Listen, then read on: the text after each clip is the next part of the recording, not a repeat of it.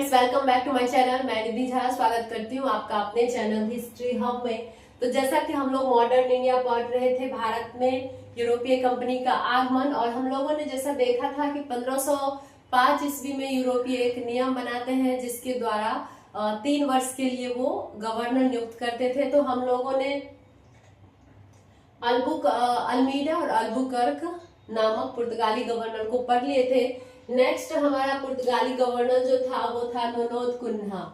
कौन था? नोनोद कुन्हा, जो कि 1529 से 38 ईस्वी में इसने यह गवर्नर रहा। नोनोद कुन्हा ने क्या किया? नोनोद कुन्हा ने हुमायूं और बहादुर शाह के बीच के संघर्ष का लाभ उठाकर 1534 ईस्वी में बेशिन और 1535 ईस्वी में द्वीप पर अधिकार कर लिया। कौन सा पुर्तगाली गवर्नर था जिसने बेशिन और द्वीप पर अधिकार कर लिया? नोनोद कुन्हा ने 1534 में बेशिन और 1535 में द्वीप पर अधिकार कर लिया। क्लियर। नेक्स्ट पॉइंट है 1530 ईस्वी में इसने शासन का मुख्य केंद्र कोची के स्थान पर गोवा को बनाया।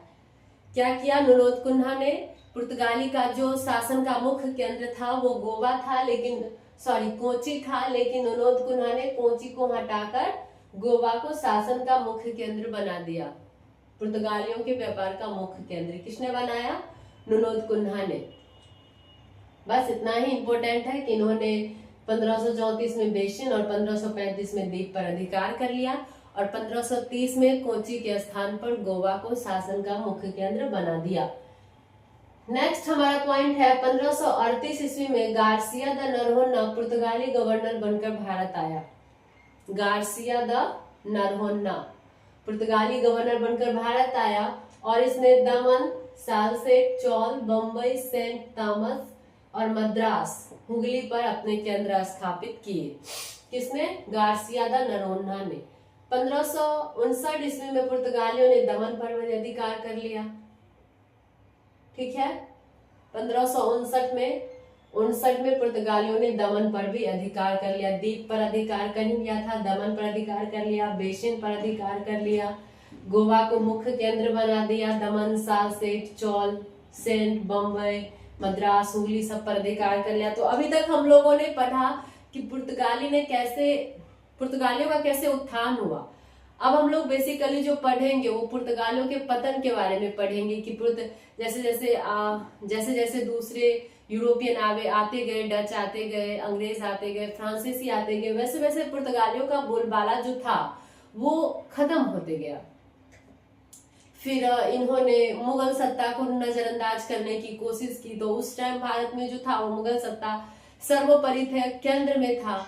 तो उसका भी भुगतान पुर्तगालियों को करना पड़ा। नेक्स्ट जो हमारा पॉइंट आता है 1641 ईस्वी में मलक्का दुर्ग को डचों ने जीत लिया तथा 1658 में श्रीलंका और 1663 में मालाबार दुर्गों पर अधिकार कर लिया। पुर्तगालियों के बाद कौन आते हैं? डच आते हैं। डच के बारे में हम लोग विस्तार से पढ़ेंगे, लेकिन अभी पुर्तगाली पढ़ रहे हैं तो उसके साथ क्या क्या किसने किया वो हम लोग का मेन पॉइंट होगा। तो 1641 ईस्वी में मलक्का दुर्ग को डचों ने पुर्तगालियों से जीत लिया। 1641 ईस्वी में डचों ने मलक्का दुर्ग को पुर्तगालियों से क्या किया? जीत लिया। 1658 में श्रीलंका और 1663 में मालाबार दुर्गों पर अधिकार कर लिया गया। 1658 में श्रीलंका और 1663 में मालाबार दुर्ग पर भी क्या हो गया? अधिकार हो गया। अंग्रेजों ने 1612 ईस्वी में पुर्तगालियों को सूरत में पराजित कर कारखाना स्थापित किया। कब? 1612 ईस्वी में अंग्रेजों ने क्या किया? डच ने कब हराया? 1641 में हराया। 1658 में श्रीलंका पर अधिकार, 1663 में मालाबार पर अधिकार, और अंग्रेजों ने जो 1612 ईस्वी में पुर्तगालियों को हराकर सूरत पर अपने अधिकार क्या किए? स्थापित किए। फिर अंग्रेजों ने ही 1622 ईस्वी में पुर्तगालियों को होर्मुज में पराजित किया और होर्मुज का किला भी ले लिया। कब? 1622 ईस्वी में। नेक्स्ट अकबर के दरबार में, अब उसका मुगल के साथ संबंध पढ़ते हैं पुर्तगालियों का कि उसका मुगलों के साथ कैसा संबंध था। ठीक है। तो बेसिकली अकबर का तो हर किसी से, चाहे वो जैन हो, चाहे वह सिख हो, चाहे वह मराठा हो, चाहे वह यूरोपियन हो, अकबर का तो सबके साथ अच्छा संबंध था। अकबर के दरबार में सेजुवेट पादरियों के 3 दल आए। सेजुवेट पादरी क्या होता था? ईसाई धर्म के प्रचारक। जो ईसाई धर्म का प्रचार करते हैं उसे क्या बोलते हैं? सेजुवेट पादरी बोलते हैं। तो अकबर के दरबार में सेजुवेट 3 दल आए थे। सेजुवेट पादरियों के कब कब? 1580, 1590 और 1595 में 3 दल आए थे अकबर के दरबार में।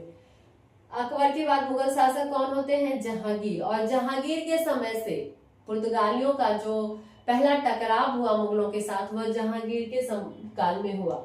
सर्वप्रथम जहांगीर के काल में मुगलों का पुर्तगालियों से क्या हुआ? संघर्ष हुआ। अकबर के काल में 3 दल आए थे 1580, 1590 और 95 में, और मधुर संबंध था पुर्तगालियों के साथ। लेकिन जहांगीर के काल में मुगलों का पुर्तगालियों से क्या हुआ? सर्वप्रथम संघर्ष हुआ। हालांकि जहांगीर भी उससे मधुर संबंध बनाना चाहता था।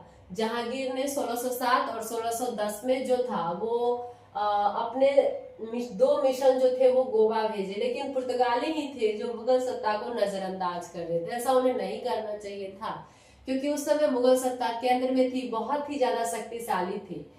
जहांगीर और पुर्तगालियों में जो संघर्ष हुआ वो जहांगीर ने पहल नहीं किया था। जहांगीर ने 1610 और 1607 में 2 मिशन गोवा भेजे थे, लेकिन पुर्तगालियों ने उनकी सत्ता को इग्नोर किया। उसके बाद भी पुर्तगालियों ने क्या किया? 1613 में, कब?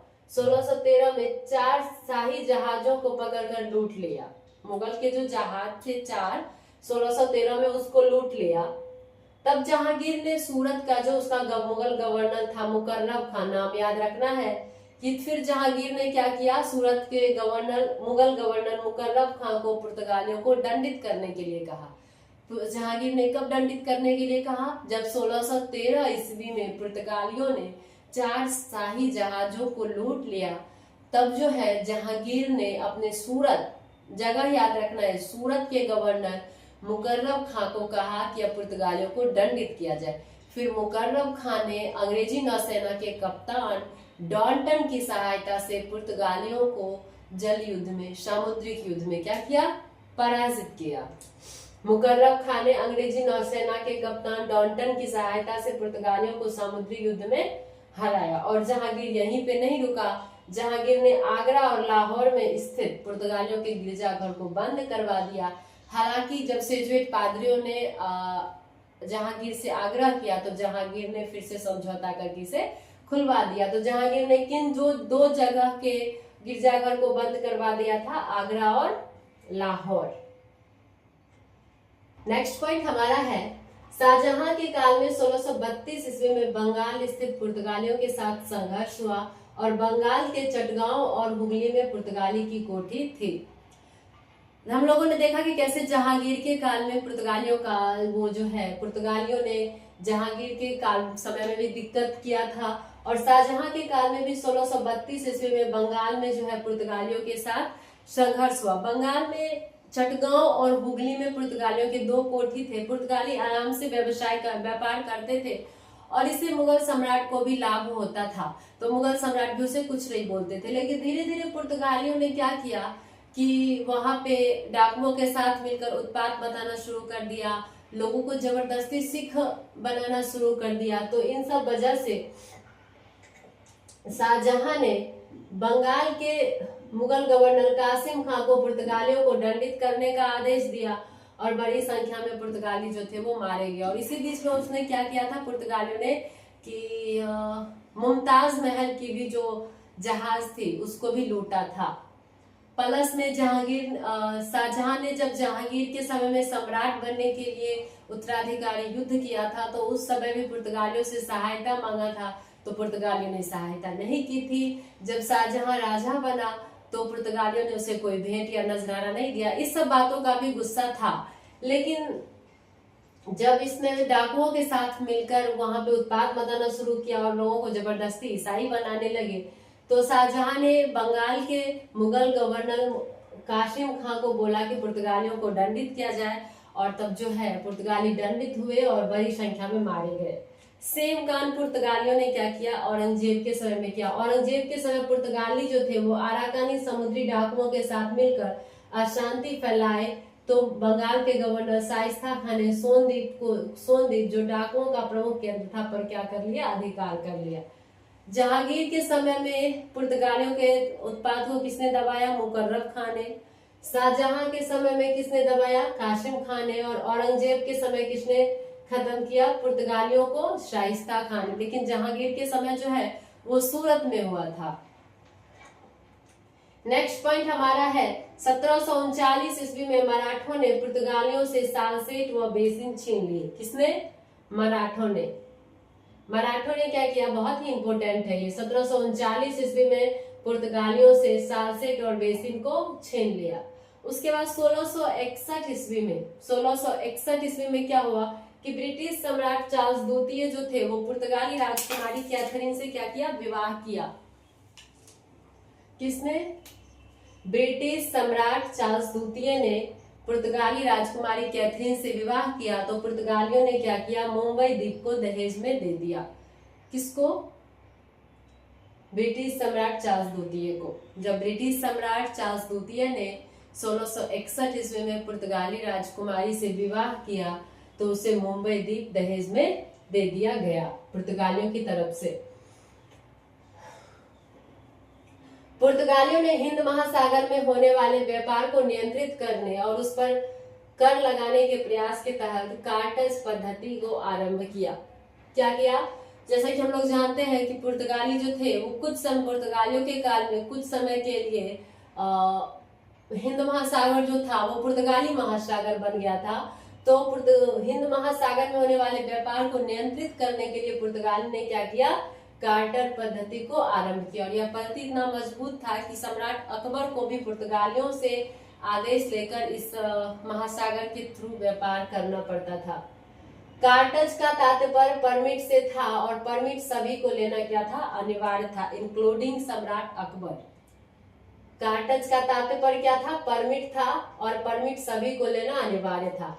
बाध्य करने के लिए आर्मेटा की शक्ति थी। अगर आप परमिट नहीं लेंगे तो आपको परमिट लेने के लिए बाध्य किया जाएगा और वह क्या थी, आर्मेटा की शक्ति थी। तो क्या सब पढ़ लिए, कार्टज, आर्मेटा। अब जानते हैं काफिला क्या था।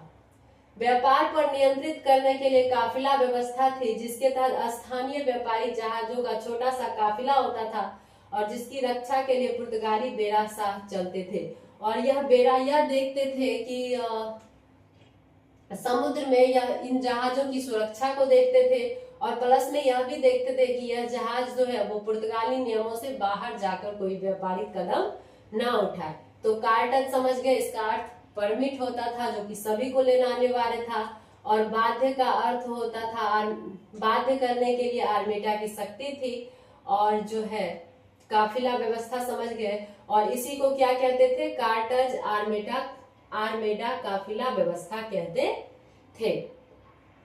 नेक्स्ट पॉइंट जो हमारा होगा वह होगा पुर्तगालियों का पतन और पुर्तगालियों का जो यहाँ पे आए, यहाँ पे इतने दिन रहे, उसका भारत पर क्या प्रभाव पड़ा।